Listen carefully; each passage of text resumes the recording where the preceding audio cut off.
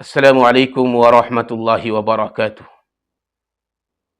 آج کے معاشرے کے اندر، آج کی سوسائٹی کے اندر اگر دیکھا جائے تو ہماری زندگی بد سے بدتر ہو گئی ہے۔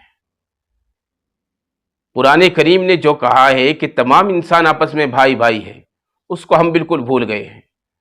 آج ہر انسان دوسرے کے لیے تدبیریں کر رہا ہے، اس کو پریشان کرنے کی، اس کو مشکلوں کے اندر گرفتار کرنے کی، اس کے سکھ کو دکھ میں بدلنے کی تدبیریں کر رہا ہے، کیونکہ آج کا انسان دوسرے انسان سے بالکل بھی خوش نہیں ہے۔ اگر ایک انسان اچھا کھا رہا ہے، اچھی زندگی گزار رہا ہے، تو دوسرا انسان اس کو دیکھ کر جل رہا ہے۔ یہ بیماری ہمارے معاشرے کے اندر اتنی عام ہو گئی ہے، اتنی عام ہو گئی ہے، ہماری زندگی کا ایک شیوا بن چکا ہے، ہماری زندگی کا ایک طریقہ بن چکا ہے۔ یعنی ہر انسان دوسرے انسان کو دیکھ کر جل رہا ہے، پھک رہا ہے۔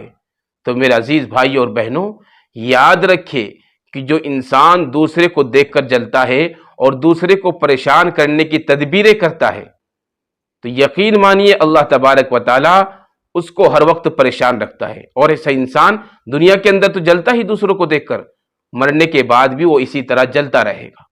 اس لیے میرے عزیز بھائی اور بہنوں، ہمیشہ دوسروں کے حق میں بہتر سوچیں، ہمیشہ دوسروں کو اچھا خیال رکھیں، اور جو انسان کسی کے لیے تدبیر کرتا ہے تو آپ کو گھبرانے کی ضرورت نہیں ہے، اور جو کسی کے لیے الٹی سیدھی تدبیریں کرتا ہے تو آپ کو گھبرانے کی ضرورت نہیں ہے، کیونکہ امت محمدیہ کو اللہ تبارک و تعالیٰ نے قرآن کریم کی ایسی نعمت دی ہے، ایسی قیمتی نعمت دی ہے کہ ایسی قیمتی نعمت دنیا کے اندر موجود نہیں ہے، اور دنیا کے اندر اس کی مثال نہیں ہے، اور پہلے جتنی بھی قومیں گزری ہے، کسی بھی قوم کو اللہ نے اتنی قیمتی نعمت عطا نہیں کی۔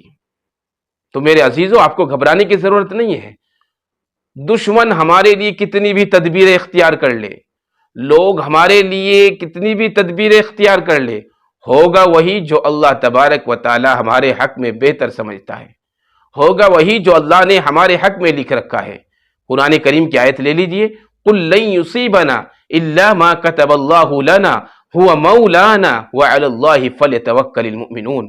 قرآن کریم کے اندر ارشاد فرمایا اللہ تبارک و تعالیٰ نے کہ کہہ دیجئے کہ ہمیں کوئی بات نہیں پہنچ سکتی، کسی کی کوئی تدبیر نہیں پہنچ سکتی سوائے اس کے جو اللہ نے ہمارے حق میں لکھ دی ہے۔ یعنی جو اللہ نے ہمارے حق میں لکھ دی ہے بات، اس کے علاوہ ہمیں کوئی بات نہیں پہنچ سکتی، چاہے کوئی ہزاروں تدبیر بنا لے، لاکھوں تدبیر اختیار کر لے، ہمیں اللہ کے علاوہ کوئی چیز نہیں پہنچ سکتی جو اللہ نے ہمارے حق میں لکھ دی ہے۔ ہاں، اگر اللہ نے ہمارے حق میں کوئی چیز لکھ دی ہے، وہ ہمیں پہنچ کر رہے گی۔ تو اللہ نے فرمایا ہے کہ کہہ دیجئے کہ ہمیں کوئی بات نہیں پہنچ سکتی سوائے اس کے جو اللہ نے ہمارے حق میں لکھ دی ہے۔